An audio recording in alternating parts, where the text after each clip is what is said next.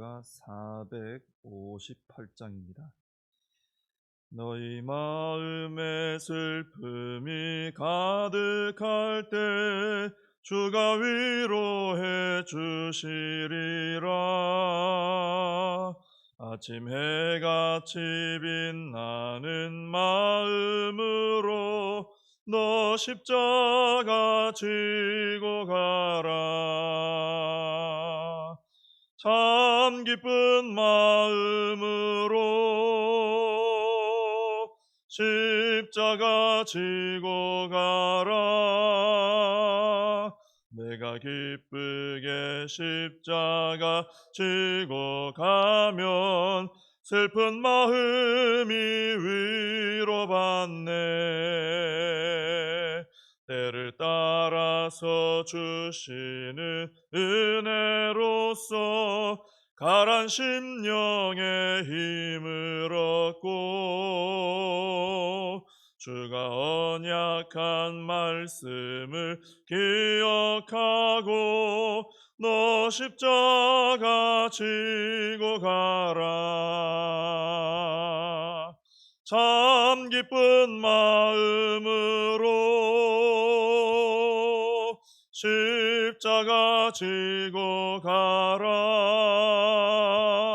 내가 기쁘게 십자가 지고 가면 슬픈 마음이 위로받네.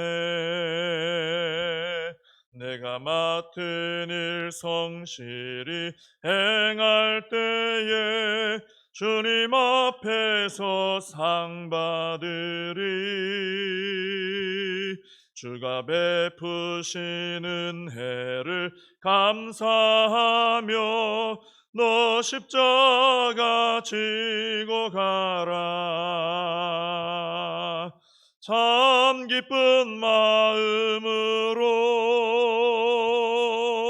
십자가 지고 가라. 내가 기쁘게 십자가 지고 가면 슬픈 마음이 위로받네. 사도신경으로 신앙 고백하시겠습니다. 전능하사 천지를 만드신 하나님 아버지를 내가 믿사오며 그 외아들 우리 주 예수 그리스도를 믿사오니 이는 성령으로 잉태하사 동정녀 마리아에게 나시고 본디오 빌라도에게 고난을 받으사 십자가에 못 박혀 죽으시고 장사한 지 사흘 만에 죽은 자 가운데서 다시 살아나시며 하늘에 오르사 전능하신 하나님 우편에 앉아 계시다가 저리로서 산 자와 죽은 자를 심판하러 오시리라. 성령을 믿사오며 거룩한 공회와 성도가 서로 교통하는 것과 죄를 사하여 주시는 것과 몸이 다시 사는 것과 영원히 사는 것을 믿사옵나이다. 아멘. 요한계시록 13장입니다. 요한계시록 13장 11절부터 18절까지입니다. 요한계시록 13장 11절에서 18절까지 봉독을 해드리겠습니다. 내가 보매 또 다른 짐승이 땅에서 올라오니 어린 양같이 두 뿔이 있고 용처럼 말을 하더라. 그가 먼저 나온 짐승의 모든 권세를 그 앞에서 행하고 땅과 땅에 사는 자들을 처음 짐승에게 경배하게 하니 곧 죽게 되었던 상처가 나은 자니라. 큰 이적을 행하되 심지어 사람들 앞에서 불이 하늘로부터 땅에 내려오게 하고 짐승 앞에서 받은 바 이적을 행함으로 땅에 거하는 자들을 미혹하며 땅에 거하는 자들에게 이르기를 칼에 상하였다가 살아난 짐승을 위하여 우상을 만들라 하더라. 그가 권세를 받아 그 짐승의 우상에게 생기를 주어 그 짐승의 우상으로 말하게 하고 또 짐승의 우상에게 경배하지 아니하는 자는 몇이든지 다 죽이게 하더라. 그가 모든 자 곧 작은 자나 큰 자나 부자나 가난한 자나 자유인이나 종들에게 그 오른손에나 이마에 표를 받게 하고 누구든지 이 표를 가진 자 외에는 매매를 못하게 하니 이 표는 곧 짐승의 이름이나 그 이름의 수라. 지혜가 여기 있으니 총명한 자는 그 짐승의 수를 세어보라. 그것은 사람의 수니 그의 수는 666이니라. 아멘.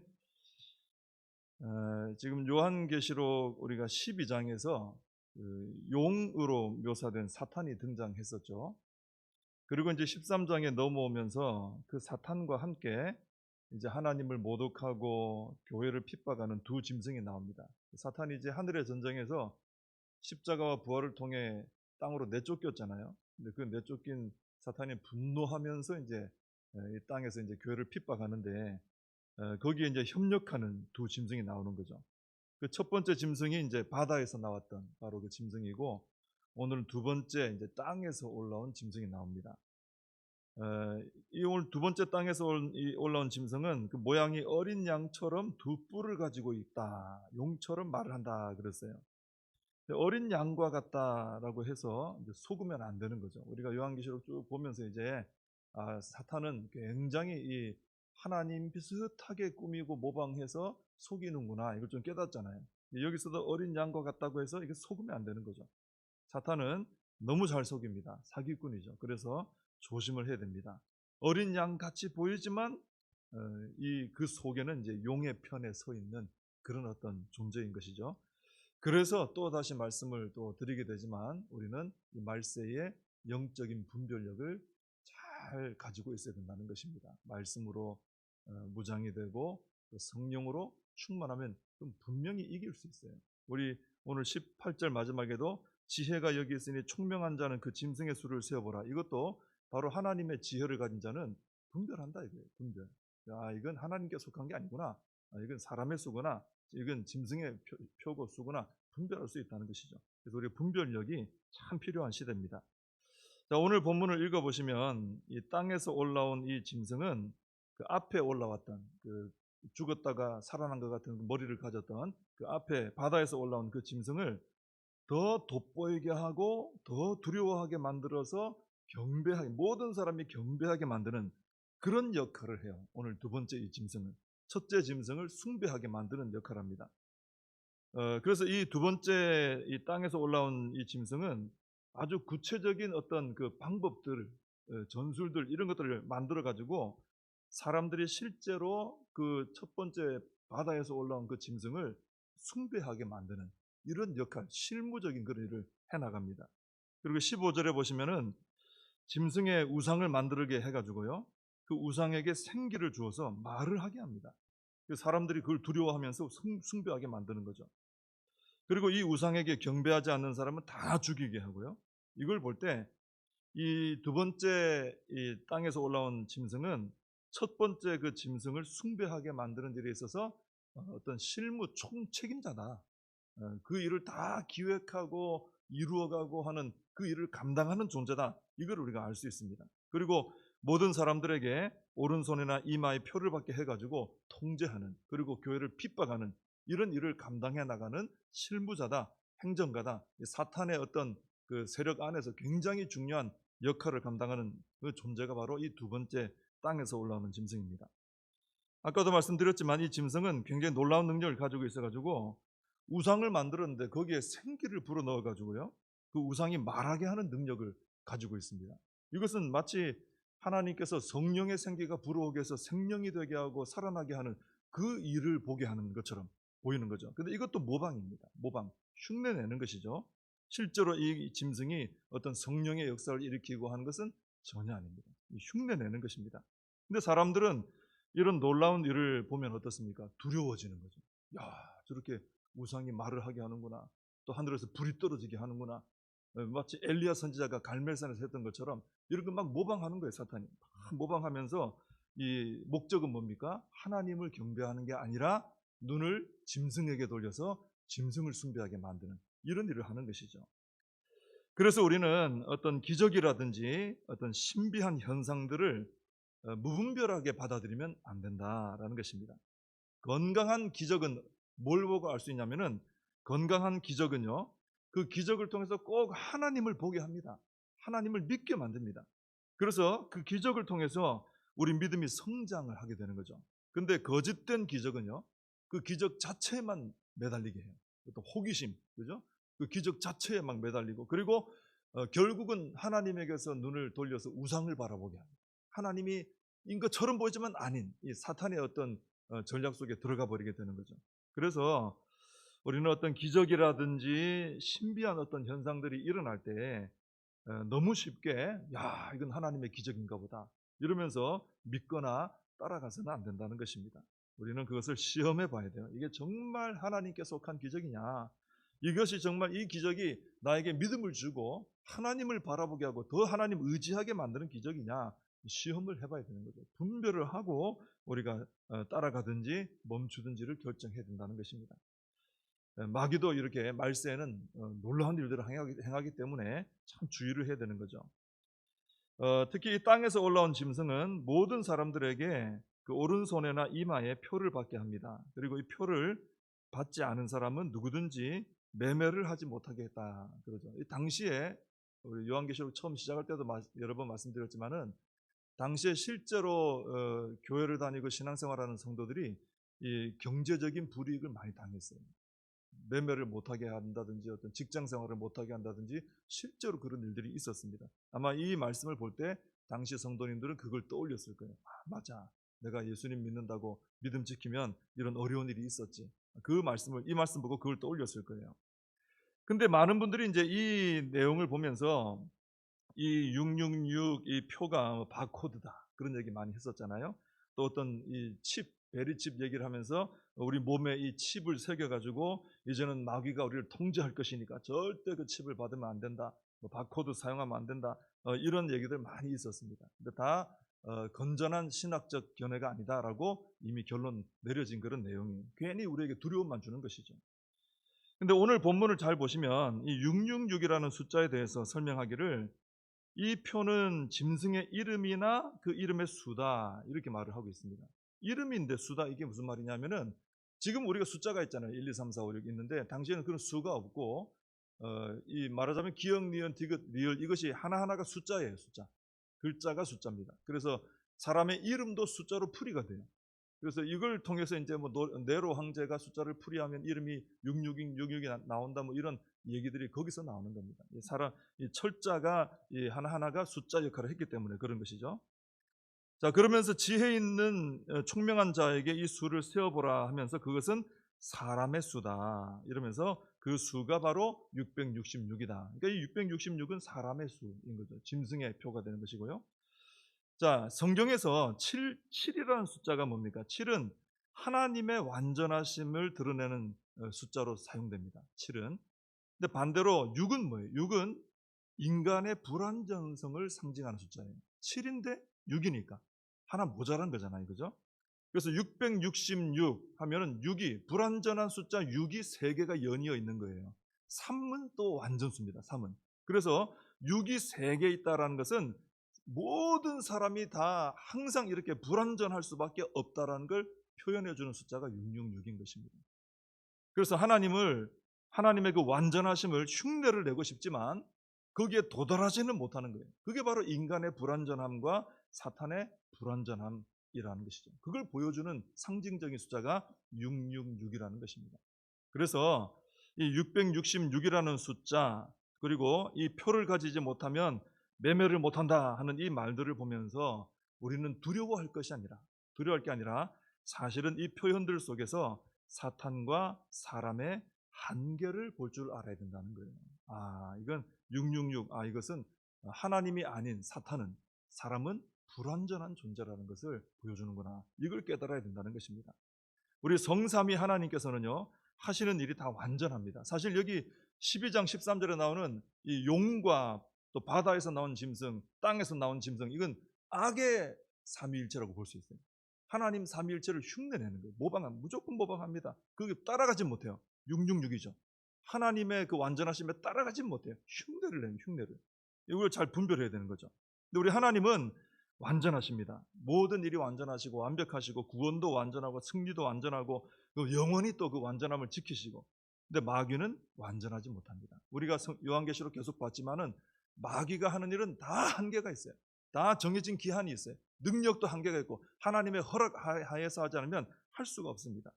하나님의 그 완전하심에 도달하려는 욕심은 있지만 그만한 능력이나 지혜나 권세가 마귀에게 없어요. 우리는 말할 것도 없고요, 사람은. 그죠?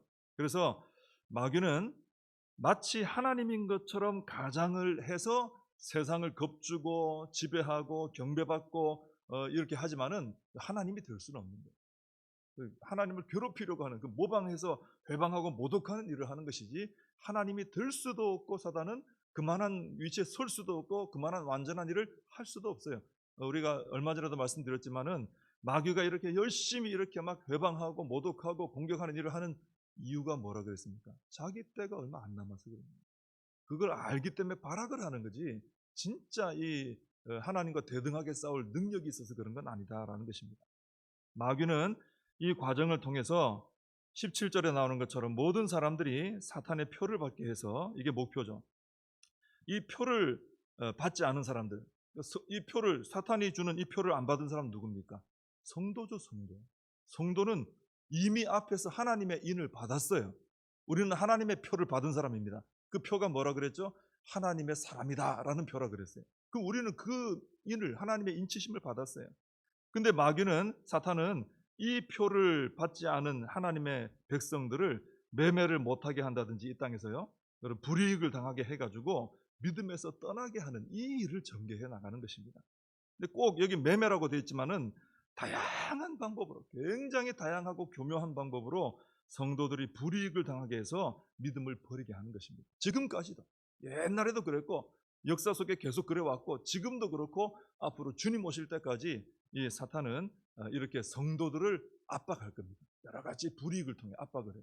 믿음 버려라, 너 그렇게 해서는 안 된다, 적당히 해라, 뭐 이렇게 압박하는 거죠.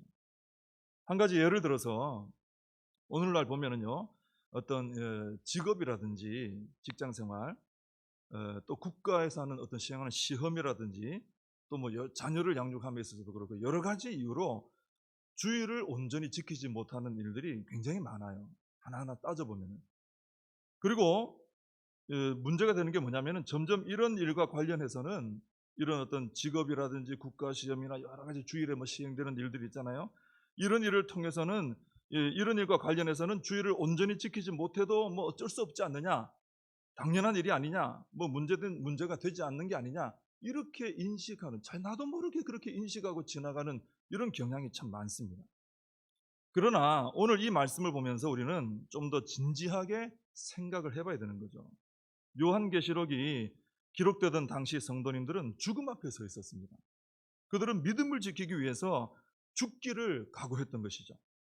그래서 당시에 그 성도님들이 죽음의 문제를 놓고 믿음을 고민한 것에 비해서 보면은, 오늘 우리는 상대적으로 좀 더 가벼운 문제를 놓고도 고민하기보다는, 이거 내가 과연 이렇게 해야 되나, 하나님 믿는 온전한 믿음을 택해야 되는 거 아니냐, 이런 고민을 하기보다는 이제는 점점 당연시하고 타협하고 따라가고 있는 이런 모습이 교회 안에서 일어나고 있다는 것이죠.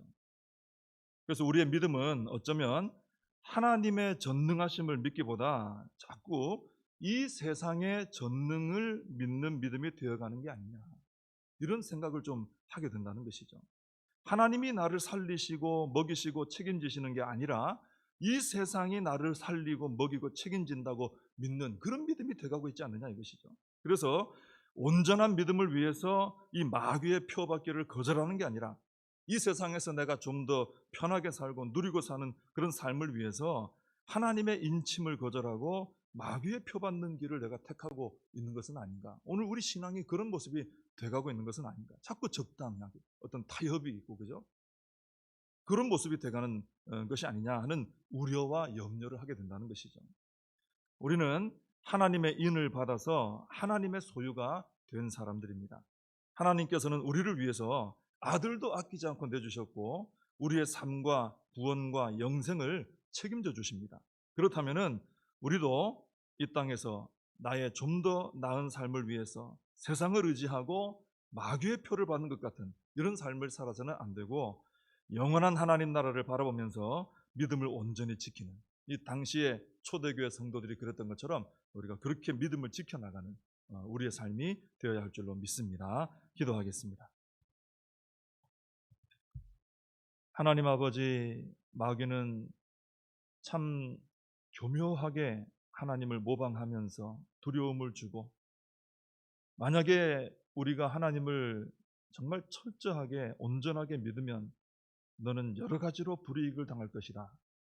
너는 이 땅에 살아가는 게 아주 힘들어질 것이다. 이런 위협을 오늘날까지도 저희들에게 하고 있습니다.